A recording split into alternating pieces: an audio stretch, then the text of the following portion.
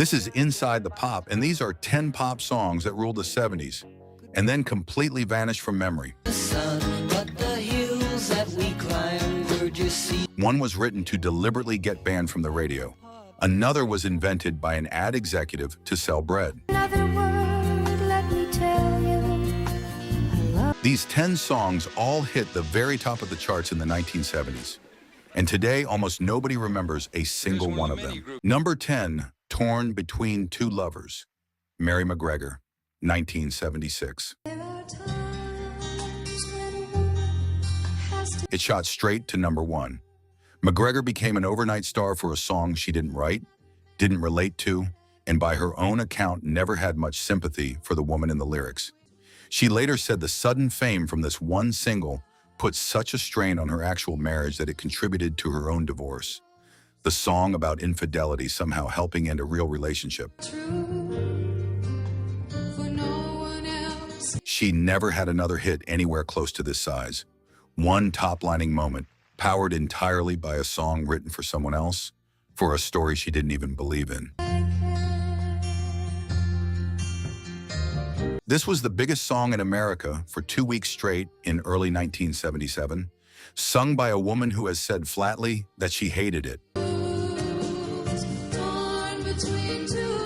Mary McGregor wasn't a star. She was a backup singer touring with Peter Yarrow of Peter, Paul and Mary, singing harmonies behind him on stage and on his solo album.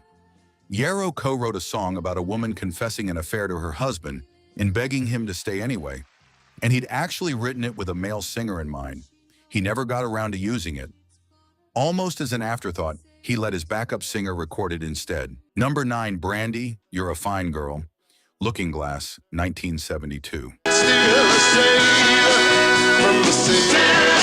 For decades, people insisted this song was based on a real historical woman, an 18th century spinster who waited her whole life for a sailor who never came home. It's completely made up. She saw its raging glory.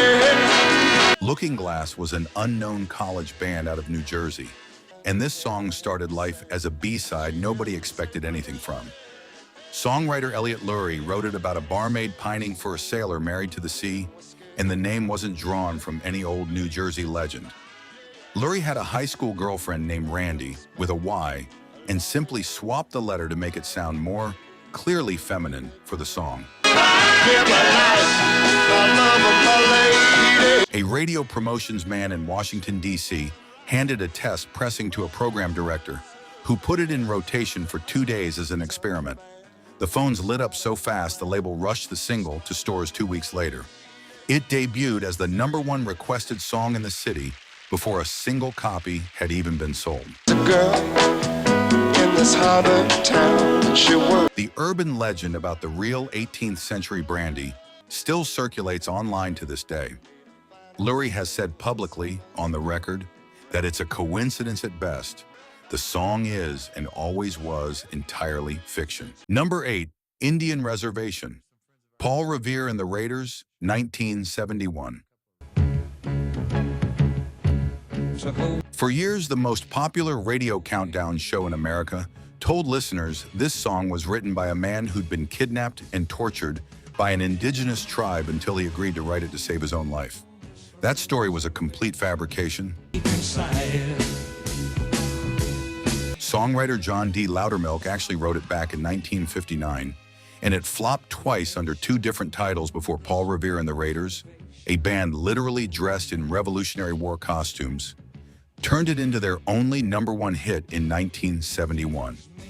Around that same time, the popular countdown show American Top 40 aired a dramatic tale about Loudermilk being captured by an angry tribe during a snowstorm, tortured for days, and forced to write the song to spare his life. Loudermilk later admitted the entire story was invented. There was no kidnapping, no torture, none of it. He'd made it up reportedly on the spot to give the show something dramatic to say about the song. The single became Columbia Records' best-selling record up to that point. Millions of listeners believing a completely fictional, deeply troubling story about the very song they were hearing on the radio. Number 7, The Night the Lights Went Out in Georgia. Vicki Lawrence, 1973. Andy Warlow said hello, and he said, The man who wrote this haunting murder ballad didn't even like it, and only recorded a demo because his own wife talked him into it. Bobby Russell wrote the song and thought it was a throwaway. He couldn't find a single artist willing to record it. Cher's team turned it down, worried it might offend Southern audiences. So his wife at the time, a young comedic actress named Vicki Lawrence, yes, the same Vicki Lawrence who was a regular cast member on The Carol Burnett Show, recorded the demo herself, mostly just to prove her husband wrong about his own song. "'Cause to tell you the truth, I've been with her myself." It shot to #1. Carol Burnett surprised Lawrence with a gold record live on television during the show's season finale, while Lawrence's own husband still barely believed in the song he'd written. And he saw Andy lying on the floor in a puddle of blood. The marriage didn't survive the success. Russell and Lawrence divorced within about a year of the single's release.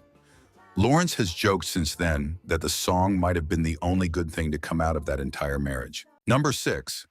Billy, Don't Be a Hero. Bo Donaldson and the Haywoods, 1974. Waiting to go and join the line. This anti-war ballad became a #1 hit in America, as a rushed cover recorded specifically to beat the original band to the finish line. Got to hang on, boys. We got to hold this beat. British songwriters Mitch Murray and Peter Callander wrote the song for a Nottingham group called Paper Lace, who took it to #1 across the UK, Ireland, and Australia. But before Paper Lace's American label could release it stateside, an executive at a rival label heard the song and decided his own artist should record it instead. An Ohio group called Bo Donaldson and the Haywoods. Don't be a hero. Come back and make me your wife. They cut their version of the song that same night and had it in stores within days, beating Paper Lace's American release by just enough to block them out entirely. When Paper Lace's original finally hit shelves in the States a week later, it was already too late.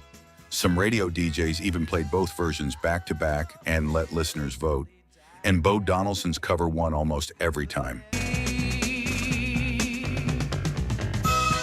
Paper Lace's original barely cracked the American Hot 100 at #96, while the American cover band spent 2 weeks at #1 with a song they didn't write about a story that never happened. We're halfway through the list, and honestly, the next 5 stories get even stranger than the first 5. One of these was invented by an ad man to sell bread. One got a songwriter sued over a decade after it made him famous. And the one that closes out this list was engineered on purpose to get banned. If you're enjoying this, now's a great time to hit subscribe and stick around, because #1 is one of the strangest hits to ever crack the Billboard chart. #5, Convoy with the C.W. McCall, 1976. I says, Pigpen, this here's a rubber duck, and I'm about to put The man who sang this trucker anthem to the top of the American charts had never actually driven a truck for a living, and technically, he didn't exist. the air. I says, calling all trucks, this here's the duck. We about to go. C.W. McCall was a fictional character invented for a regional TV ad campaign selling bread. An Omaha advertising executive named Bill Freeze created the trucker persona to sell hamburger buns for a Midwest bakery, and the ads became so popular locally that fan clubs sprang up around a character built entirely to move loaves of bread off shelves. Ain't she a beautiful sight? Come on, join our convoy. Fries kept the character going, learned real trucker slang off Citizens Band radio, and wrote an entire fictional saga about a coast-to-coast trucker rebellion against police and toll roads. It hit #1 on the Billboard chart and helped spark a nationwide craze for CB radios that lasted the rest of the decade. Build the skies. Well, we shot the line, we went for broke with the Almost nobody buying the record in 1976 knew the singer was an ad man in character, not a real truck driver at all, a jingle for hamburger buns that somehow grew into one of the biggest country pop crossovers of the decade. #4, Seasons in the Sun, Terry Jacks, 1974. And hills and trees. This song is remembered as one of the sappiest #1 hits of the 70s, but the version that made it famous started as a much darker, much stranger French song about infidelity. The original, called Le Moribond, was written by Belgian singer Jacques Brel about a dying man forgiving the best friend who'd been sleeping with his wife. Canadian singer Terry Jacks first tried to give an English adaptation of it to his friends, the Beach Boys, who actually started recording their own version, but never finished it, and it sat unreleased for decades. When all the birds are singing in. Jacks decided to record it himself instead, but he rewrote the darker parts entirely. He just learned that one of his closest friends had been diagnosed with terminal leukemia and had only months to live. So Jacks stripped out the infidelity plot and rebuilt the song as a simple goodbye to someone dying far too young. You gave me love and helped me find. It became the biggest-selling single ever released by a Canadian artist, and Jacks, by his own account, felt so uncomfortable profiting from a song written in memory of his dying friend that he largely walked away from touring and performing it live not long after. Number 3, Alone Again, Naturally, Gilbert O'Sullivan, 1972. Climbing to the top, will throw myself up. This song sat at number 1 in America for 6 weeks, sung in a bright, almost cheerful voice over a gentle piano melody, while describing some of the darkest lyrical content ever to top the pop charts. To me that there are more hearts broken in the world. Gilbert O'Sullivan wrote it as a young man still finding his footing as a songwriter, and the lyrics take a startlingly bleak emotional turn. A narrator abandoned at his own wedding, questioning whether God exists at all, then mourning the deaths of both his parents in devastating detail. Listeners were so struck by the emotional weight that many assumed it had to be pulled directly from O'Sullivan's real life. But as if to knock me down. It wasn't. O'Sullivan has said plainly that almost none of it happened to him. His mother was alive and well when he wrote it, and he'd actually had a distant, difficult relationship with his own father. Nothing like the loving bond described in the song. He built the entire emotional arc from imagination, not memory. Now looking back over the years. Despite the unsettling subject matter tucked inside such a light, hummable melody, it became one of the most played songs on American radio for the entire decade. A masterclass in disguising heavy lyrics behind a deceptively gentle tune. Number 2, Feelings, Morris Albert, 1975. Trying to forget mine. This song spent 32 weeks on the American charts, got nominated for a Grammy, and turned its Brazilian singer into a global star. And then, over a decade later, a court ruled he hadn't actually written it.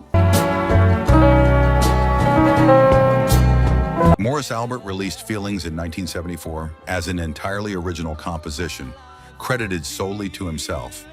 It became a worldwide phenomenon, a top 10 hit in America, a number 1 in his home country of Brazil, and eventually one of the most covered songs in pop music history, recorded by everyone from Ella Fitzgerald to Tom Jones. For years, Albert collected the songwriting royalties from what was, by his account, purely his own creation. Then in the mid-1980s, an aging French songwriter named Louis Gastet stepped forward and sued him, claiming the melody was lifted almost note for note from his own song, written back in 1956, nearly 2 decades before Feelings ever existed. A court agreed, awarding Gastet the overwhelming majority of the song's writing credit and ordering Albert to pay substantial damages. Albert never fully admitted to copying the song and called the lawsuit a scam right up until his final appeal failed. But to this day, every official credit for Feelings lists Louis Gastet as the primary composer, meaning the song most people still remember as a one-hit wonder's personal masterpiece was legally determined in a court of law to belong to someone else entirely. Number 1, Timothy, The Boys, 1970. This is, without exaggeration, one of the strangest number 17 hits in Billboard history. A bouncy, radio-friendly pop song about 3 miners trapped underground, only 2 of whom make it out alive. A young songwriter named Rupert Holmes, years before he'd write Escape, the Pina Colada song, was hired to give an unknown Pennsylvania band exactly 1 shot at getting noticed, with 0 label promotion behind them. His solution was deliberate. Write something so unsettling it would get banned, because a radio ban, done right, creates exactly the kind of curiosity teenagers can't resist. He landed on a mining disaster song, ending with the two survivors waking up confused, strangely well-fed, and the third miner simply never found. Holmes never says the word outright. He didn't have to. Radio stations figured out what was being implied, pulled it from rotation, and the band's label scrambled to claim the missing miner was actually a mule, not a man, a story Holmes flatly refused to back up when reporters called him directly.